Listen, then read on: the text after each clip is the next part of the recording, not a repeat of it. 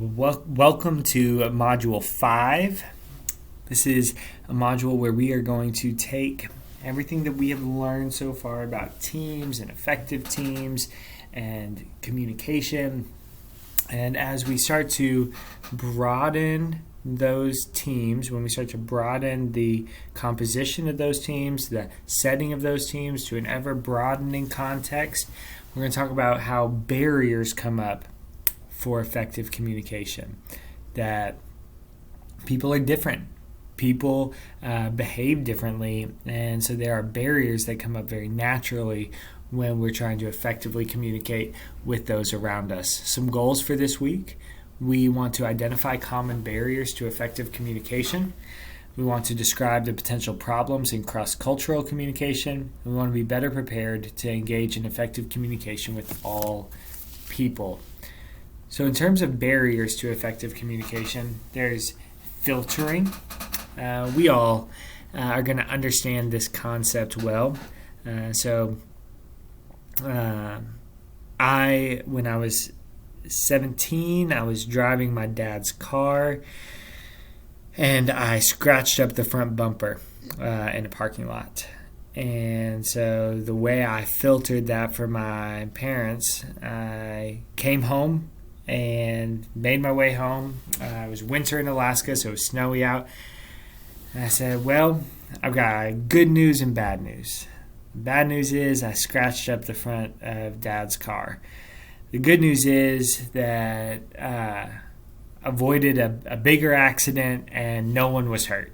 And so I tried to filter that to where I was like, really, you should be happy, Mom and Dad, that your son, your only son, was not in a terrible car accident, and you should not think about as much the fact that I scratched up the front of Dad's car. All right, I was trying to filter. I was trying to give them a certain way to think about this bad news that I was delivering. And so when we filter things, that can be a barrier to effective communication because we're trying to draw attention away from the problem at hand or the thing that needs to be communicated about. So that is something to be mindful of as you are delivering news, as you are delivering hard conversations. Make sure you're not using so much filtering that it's drawing folks away from effectively communicating about that subject. We also have selective perception, where folks hear what they want to hear. Where my wife and I can have this. She'll say something, and then I'll be upset about it, and I'll be like, well, you said this and this and this. And she said, I didn't say any of those things.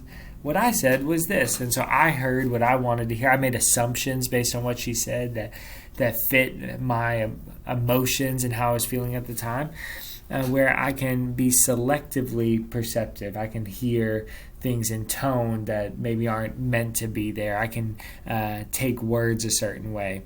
That happened with one of my colleagues just the other day. She was using a word she used the word manipulate, not as being manipulative, but she used it instead as saying a synonym for the word change.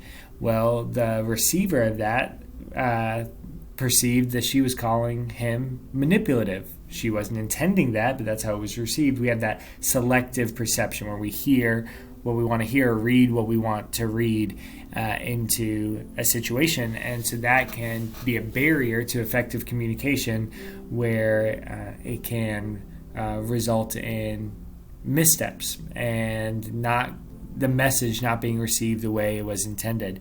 We also have information overload, where there's so much information being delivered that people stop processing it well. And so be mindful of that as a manager, be mindful of that in life, that you don't start to load in so much information that folks can't process it well and thus will only get bits and pieces and it'd be ineffective. Also, our emotions can be a barrier to effective communication, where our emotions can stop us from perceiving things well or receiving things well, and they can either highlight things that make us angry if we're already frustrated. They can spiral things that make us sad if we're struggling, if we're already feeling down and gloomy about something. Our emotions can really affect how we communicate with others and how we receive communication from others. Language can be a barrier to effective communication, both cross-culturally and even of those that speak the same native language, where words can have multiple meanings. Words can have different perceptions per se, and you can have one word that can mean 5 different things, or mean one thing to a younger generation, mean another to an older generation, and that word then can be a barrier to effective communication because of how it's received one way or the other. Then there's also communication apprehension, where there's fear or anxiety about communication, not just necessarily talking in front of groups of people, but about communicating in general.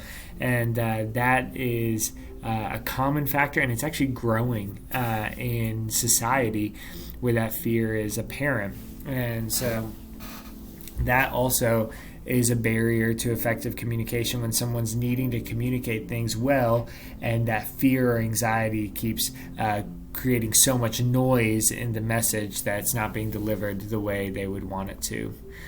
There are some really particular current issues in communication that we want to highlight.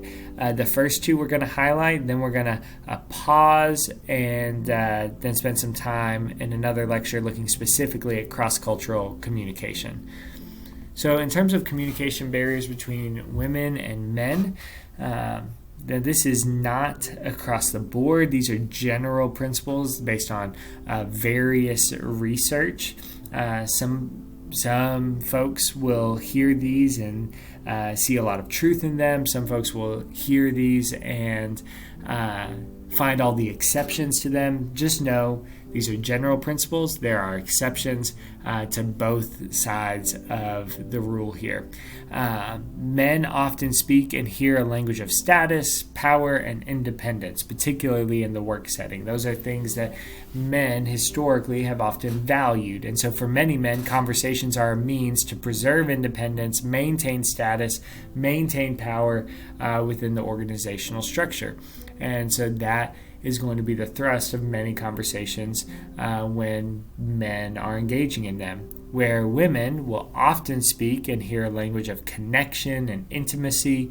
So for many women, conversations are negotiations for closeness in which people try to seek and give confirmation and support.